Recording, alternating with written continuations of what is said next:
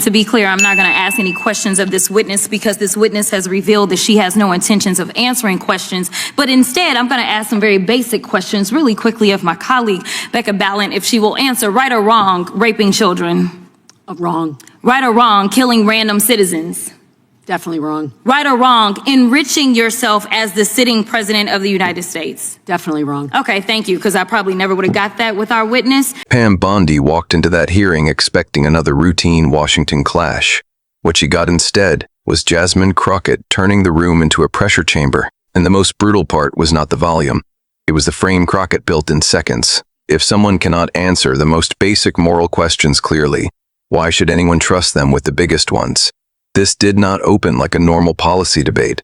It opened like a public exposure. Crockett made it clear, almost immediately, that she did not believe the witness was there to give real answers, not because there was nothing to ask, but because, in her view, the witness had already shown she had no intention of responding directly. That is a devastating way to begin, because it tells the audience something before the real argument even starts. This person is not here to explain. This person is here to avoid. Then Crockett made the moment even sharper. She stripped the entire thing down to a moral test, so simple that nobody in the room could pretend it was complicated. Right or wrong? Hurting children? Wrong. Killing innocent people? Wrong. Using public office to enrich yourself? Wrong. Clean, fast, unforgettable. She was not asking those questions to learn anything new. She was creating contrast. If another member could answer instantly, then why did the witness seem unable or unwilling to bring that same clarity when it mattered? That was the first real embarrassment, not a flashy gotcha moment, something more effective, a frame.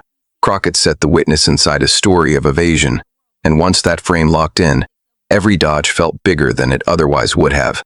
Every pivot sounded less like an answer and more like an escape. Then the tone changed.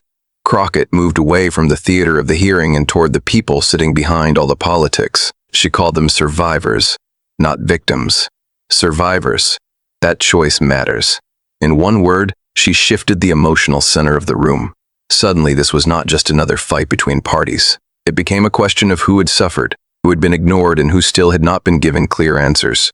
That is where the moment stopped feeling loud and started feeling heavy. Because once survivors become the center of the story, every institutional failure feels more serious. Every evasive answer carries more weight. And every attempt to change the subject starts to look colder than before. From there, Crockett widened the lens. She argued that what Americans were watching was not leadership. It was a system in decay, a justice system that speaks in the language of law while, in her telling, ducking the most morally urgent questions right in front of the public. And once that theme is established, every new accusation landed harder. She moved to priorities. She raised the issue of why so much energy appeared to be going toward critics, journalists, protesters, and political enemies, while public trust in the system kept collapsing. Whether people agreed with every allegation or not, the rhythm of the attack was effective. One point, then another, then another. No long pause, no time for the audience to relax. The effect was cumulative. The viewer starts asking a bigger question. How many layers are there to this? And then came the turn. Not toward something smaller, but toward the most explosive territory in the entire exchange. Crockett shifted toward the Epstein shadow that still hangs over American politics and raised the uncomfortable question at the heart of so many public suspicions. If facts matter, then why does it so often feel like some facts are untouchable? This is where a reckless script would overreach. A sharper one does not. A sharper one holds the tension without pretending every disputed claim is settled beyond question. Crockett referenced material she argued raised deeply disturbing questions about Donald Trump's past proximity to Jeffrey Epstein and the people in that orbit. Those references are controversial. Some are disputed, some are interpreted very differently depending on who is looking at them. But her deeper point was not just about one file or one name. It was about the pattern of avoidance around the subject itself. That is what made the moment hit so hard. Not simply the scandal, but the feeling that everyone in the room understood how dangerous the territory was. Crockett was not just raising allegations. She was walking toward a locked door that many viewers believe powerful people have spent years trying not to open. And she did not stop there. She pushed the argument that the Department of Justice, instead of restoring confidence, appeared in her telling to be tangled up in selective pressure, selective outrage, and selective silence. These are serious accusations, and they remain accusations, not final legal findings. But in a hearing like this, Absolute certainty is not always what moves the audience. Pressure is what moves them, and Crockett applied pressure from every angle. With each new point, the stakes got larger. This was no longer only about a single witness, no longer only about Bondi, no longer only about one ugly hearing on one ugly day in Washington. It became a bigger question about whether power still answers to law, or whether law now bends itself around power. That is when a political exchange becomes more than a clip, because once viewers feel that shift, they stop processing it as a partisan argument and start processing it as a warning that the institutions meant to protect the public may now look very different depending on who is being protected. Then, Crockett sharpened the attack one more time. She framed this not just as a political failure, but as a historical one, not the kind of moment that disappears into a press release, but the kind of moment that gets remembered later for what it revealed about people under pressure. She was effectively saying that what matters now is not the spin, not the talking points, not the performance, but the choice.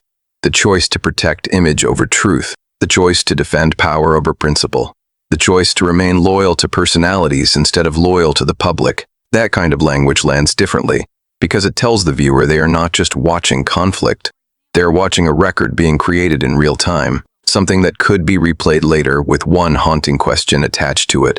This was all said in public, so why did nobody answer the core issue directly? Then Bondi tried to punch back. She moved to redirect the focus, challenge democratic hypocrisy, and point attention toward other offenders and other failures. In Washington, that is a familiar move. Sometimes it works, but the problem with responding late is that if the emotional temperature has already changed, a counterattack has to do more than hit back. It has to restore control. That is where this exchange became politically dangerous. Because once viewers decide that someone is dodging the real issue, every interruption starts to look like avoidance. Every pivot starts to sound like fear. Every counterattack begins to feel less like strength and more like cover. And that is why this moment spread. Not because Crockett was simply louder, not because the room got chaotic, but because she understood something many politicians still do not. In a room full of legal language, parliamentary procedure, and rehearsed talking points, the person who translates everything into moral clarity usually wins the clip. She took a setting designed to bury people in complexity and turned it into one brutal question. If the issues are this basic, why does answering them look so difficult? That is what made the moment sting. Not just that Bondi was challenged, not just that the exchange got heated, but that Crockett built a frame around the entire hearing and Bondi never fully escaped it. Once that frame settles in, the silence starts doing the work on its own. Viewers begin connecting the dots for themselves. They start hearing the pauses. They start noticing what never gets answered, and that is when a hearing stops being background noise and turns into a story people cannot stop replaying. A story about survivors still waiting for justice. A story about institutions many Americans no longer trust. A story about whether accountability still means anything when power is involved. And maybe most damaging of all, a story that leaves viewers with the feeling that the public version is already this uncomfortable. So what does the private version look like?